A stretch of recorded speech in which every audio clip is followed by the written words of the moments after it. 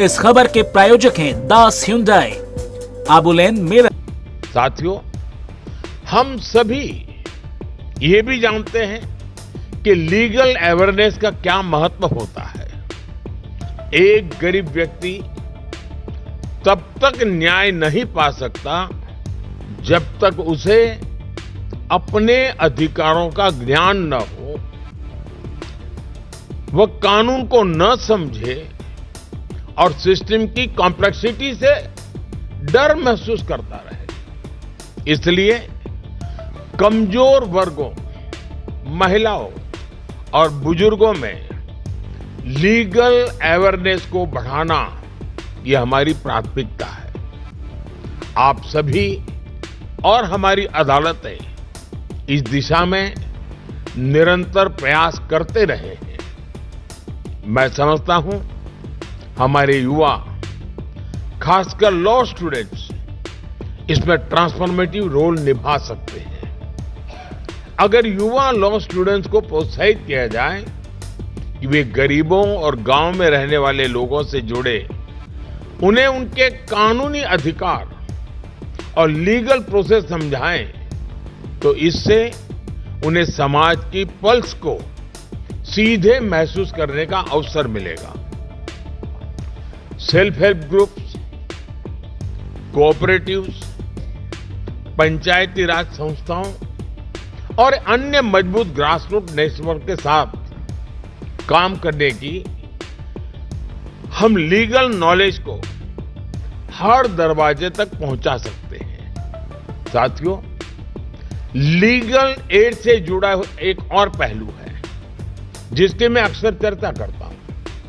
न्याय की भाषा वही हो जो न्याय पाने वाले को समझ आए।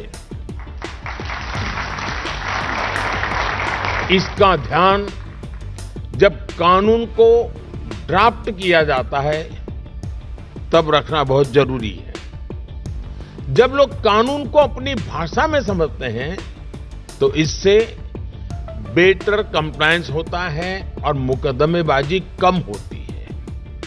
इसके साथ ही यह भी आवश्यक है कि जजमेंट्स और लीगल डॉक्यूमेंट्स को स्थानीय भाषा में उपलब्ध कराया जाए। ये वाकई बहुत सराहनीय है कि सुप्रीम कोर्ट ने 80,000 से अधिक जजमेंट्स को 18 भारतीय भाषाओं में अनुवाद करने की पहल की है।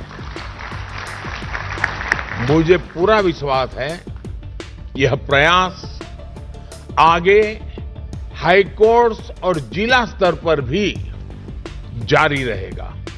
साथियों, जब हम विकसित भारत की दिशा में आगे बढ़ रहे हैं तो लीगल प्रोफेशन, जुडिशियल सर्विसेज और इससे जुड़े सभी लोगों से भी मैं आग्रह करता हूं कि वे यह कल्पना करें कि जब हम स्वयं को एक विकसित राष्ट्र कहेंगे तो हमारा जस्टिस डिलीवरी सिस्टम कैसा होगा। उस दिशा में हमें मिलकर आगे बढ़ना है। मैं नालसा पूरी लीगल फ्रेटर्निटी और जस्टिस डिलीवरी से जुड़े सभी लोगों को बहुत बहुत बधाई देता हूं। मैं एक बार फिर आप सभी को इस आयोजन की शुभकामनाएं देता हूं और आप सबके बीच आने के लिए मुझे जो अवसर दिया उसके लिए भी मैं आप सबका बहुत बहुत आभारी हूं। धन्यवाद।